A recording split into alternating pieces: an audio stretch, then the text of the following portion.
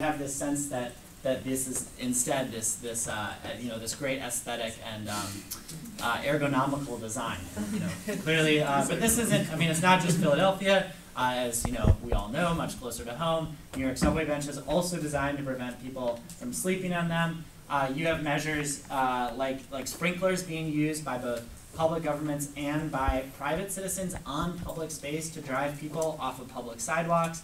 One major way that space is made increasingly privatized is through the removal or the lack of providing of public toilets, right?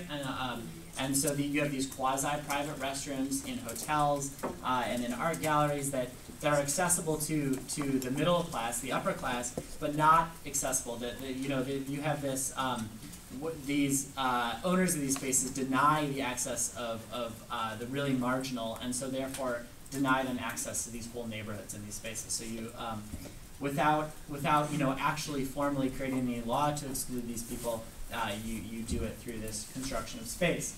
Now in Los Angeles, as you read in the reading, one way that homelessness is discouraged is through the legislating of laws like not allowing any type of structure, any shelter to be built by residents, and so you think here of the famous irony that the law in its majestic equality forbids the rich as well as the poor to sleep under bridges. So you have these cities essentially that are impossible to navigate, or very, very difficult to navigate for the poor. This isn't obviously just a phenomenon in Latin America, Europe, and the United States.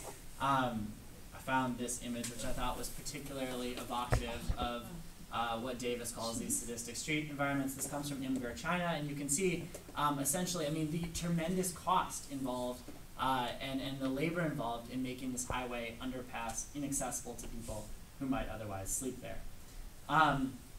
Now, local governments often aid and abet this process, usually aid and abet this process, encouraging businesses to move to these securitized areas and making funds available to assist in this.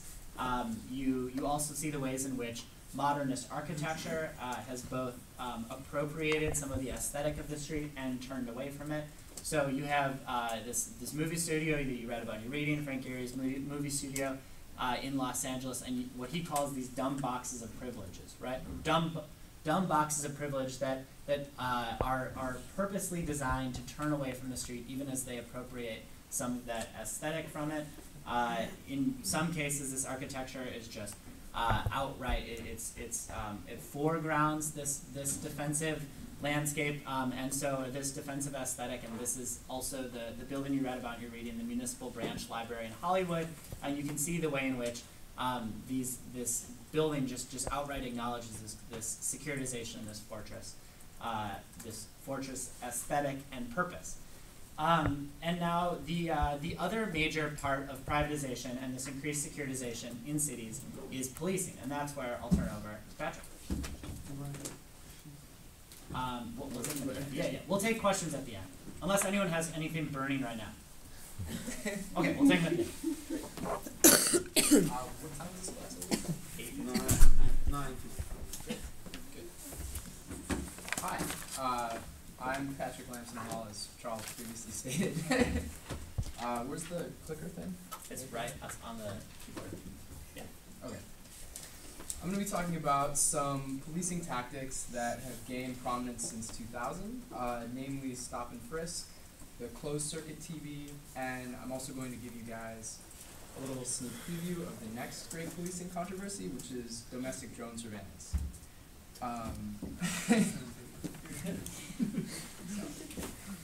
So this is a trend line showing the drop in crime in New York City from 2000 to 2012. These aren't the actual numbers, except for the first number and the last number. That's why it's a trend. But the overall narrative for policing in this period is that crime has fallen in New York a lot. Without breaking down the exact numbers, crime in all 7 major categories, which are murder and manslaughter, rape, robbery, felony assault, burglary, grand larceny, and grand larceny of a motor vehicle, has dropped from 184,000 incidents in 2000 to 111,000 incidents in 2012, while the city has actually added 100,000 people. Crime has fallen across all categories, and New York now has the lowest murder rate since 1964. So in real terms, the city is the safest that it's been in most people's lives. And these are all iterations of I'm sorry, I made a mistake in my notes. Right, so what this has come from is a change in the way that we do policing. We've shifted from almost a randomized search and patrol style to data-driven policing. And that started in 1995 with a system called CompStat. And it's really made it possible for us to shift how we perceive public spaces. So in the 70s, 80s, and 90s, public space was viewed as dangerous.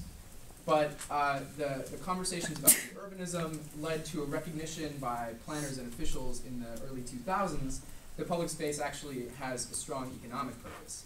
And that sort of undergirded the justification for changing how we do police and how we do security away from this, what Charles was talking about, like identifying and fortifying vulnerable spaces like homes and car parks, to having the primary policing strategy in the city be identifying and controlling potentially dangerous people. This is great from the perspective of the police because it allows property values to rise on a neighborhood basis as perceived security improves, and it also supports the proliferation of businesses that interact with the street, which makes their job easier. There's more eyes on the street. And it also creates a trajectory within neighborhoods in which criminal individuals are initially controlled by the police and then displaced by the gentrification and urban renewal process. So that obviously means that public officials are able to increase the perception of security and in a way increase security on the ground without actually addressing the underlying causes of crime, which I'll talk about a little bit later. So this system was first applied, like this idea of data-driven policing was initially applied to drug dealing, murder, and car theft. And the first iteration of it was this thing called Operation Clean Halls, which was a program that authorized the police to patrol in residential buildings with permission of the landlords. This disproportionately wound up targeting poor individuals because one of the biggest and earliest clients of this, and also the biggest landlord in the city, NYCHA, signed up for Clean Halls. So what that means is if you live in a public housing project that's run by NYCHA, you can be stopped and frisked within your building. And if you're not carrying ID, this actually happens a lot, if you're not carrying ID, you can be brought in for questioning. So we have a situation right now because of this program where people are being arrested in their housing. But this program was this program was never particularly controversial because it was done with landlord permission, and the idea is that people have freedom of choice, so they can live where they want. Questionable assumption. The program that followed it, which is Stop and Frisk, expanded the idea that you could stop and search people onto the entire streetscape. And what it literally does by the law is it authorizes officers to stop, question, and search people who they suspect have committed, are committing, or are about to commit a felony or misdemeanor. Think about that idea that they're about to commit something. So what that means is the police have the right to search you before you've done anything. And this is actually in the law. And this represents like a real departure from the earlier data-driven policing strategies. Because even though the techniques to identify who gets searched are still data-driven, previously they would use data-driven policing to do things like find chop shops or take down drug dealers, like eliminating the factors that were actually driving crime. Whereas this is, as I mentioned, not about eliminating the factors that are driving crime, unless the NYPD's assumption is that the factor that's driving crime is Black and Hispanic youth. I mean, that's their logic in this system. This is the number of stops, 2012, as you can see, and the number of murders. And the next slide, when compared to this one, will show you one of the big problems with stop and frisk, which is the possibility that it does not work.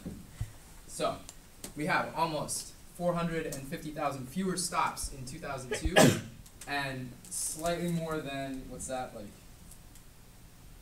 170 more murders. So we have 450,000 incidents of police action, reducing the murder rate by 170. Not particularly effective. The relationship also extends to the number of guns being taken off the streets. So this is the additional number of guns taken off the streets between 2003 and 2011, a period in which the number of stop and frisks increased by 524,000. So 524,000 people stopped on the streets, yielded an additional bounty of 176 guns.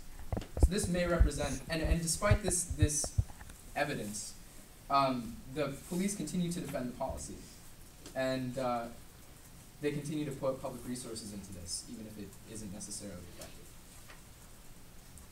Just a few statistics on stop and frisk. According to the NYPD, 9 out of 10 stops result in a release without charges.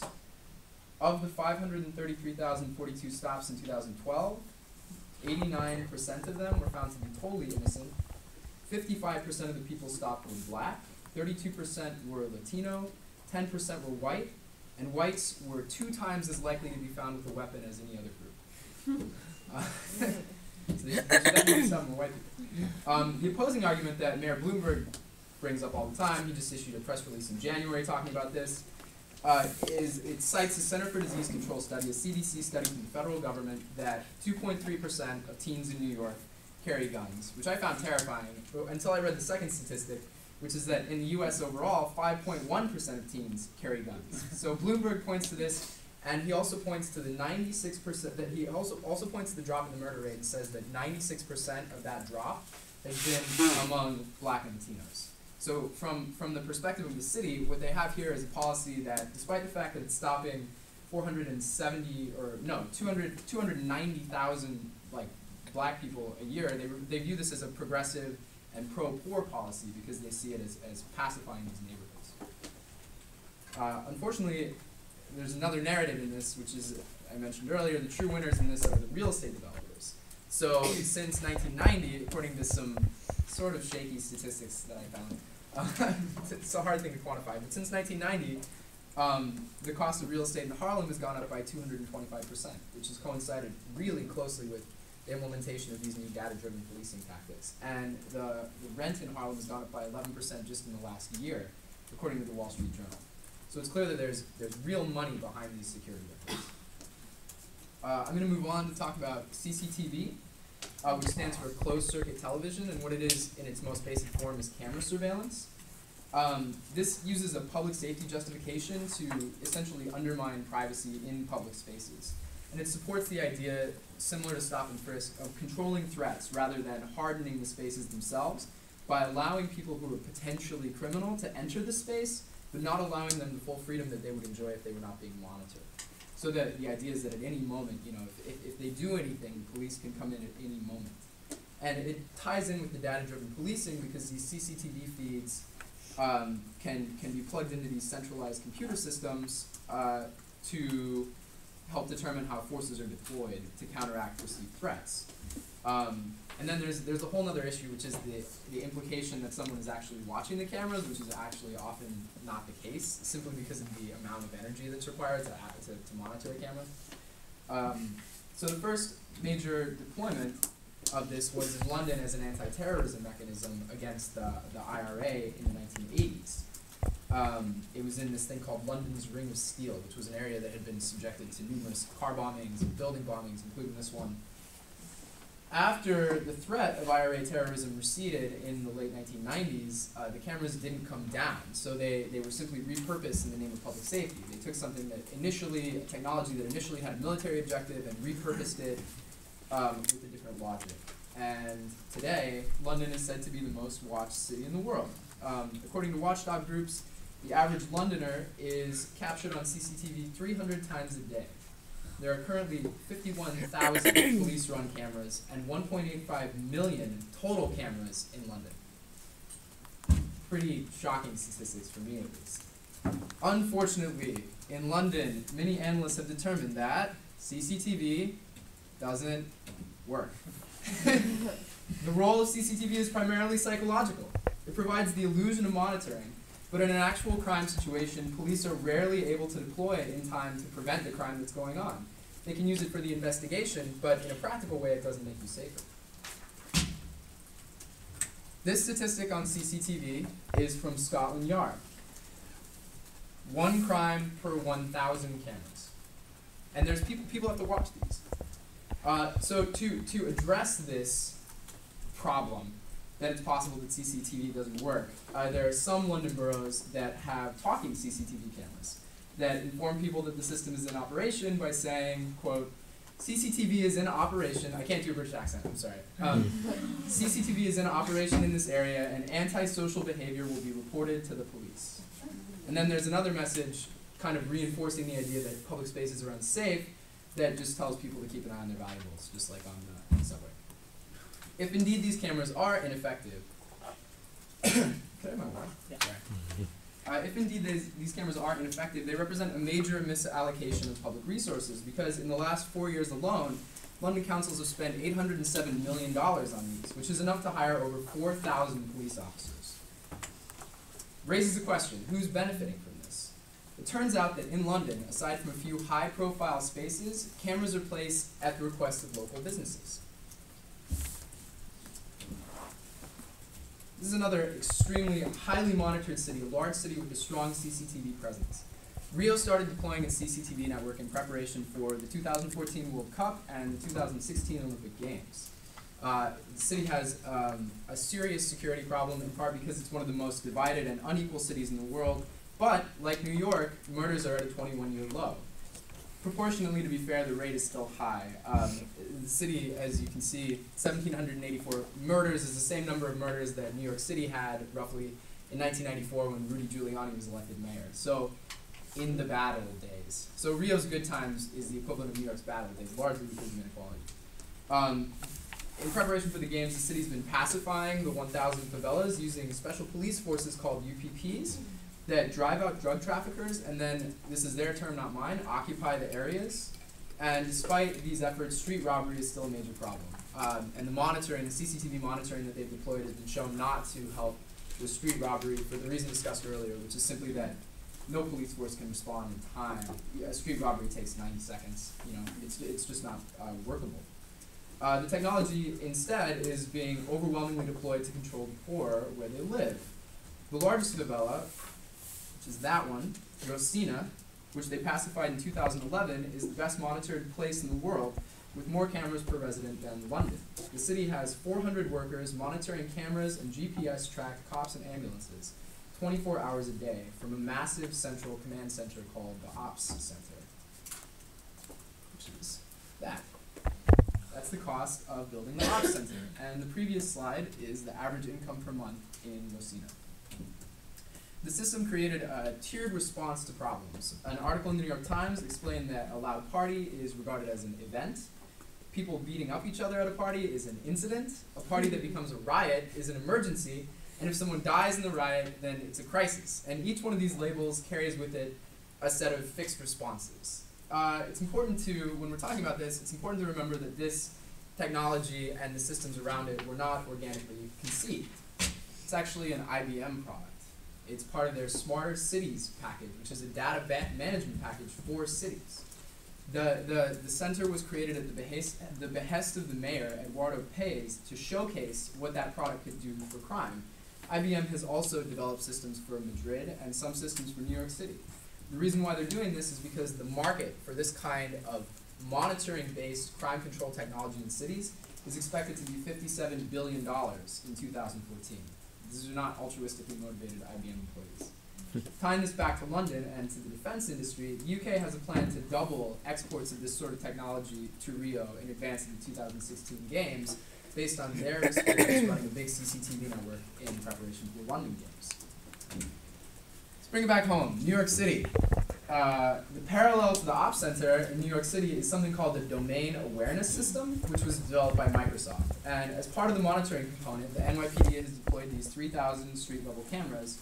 And it was developed, the system was developed primarily as an anti-terrorism measure, or the rhetoric around it was anti-terrorism rhetoric. So it actually merges 911 calls, license plate scanners that they can use to track cars from one camera to the next, CCTV feeds, radiation detectors, and also historical CompStat data. And the idea is that this allows the police force or the city officials to deploy emergency responders as rapidly as possible and efficiently as possible.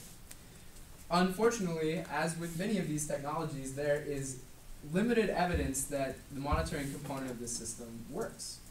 CCTV cameras were first installed in New York on a limited basis in Times Square in 1973, but they actually took them down after 5 years because they regarded the program as too expensive and not effective at reducing crime. The technology started to proliferate again in the 1990s, not because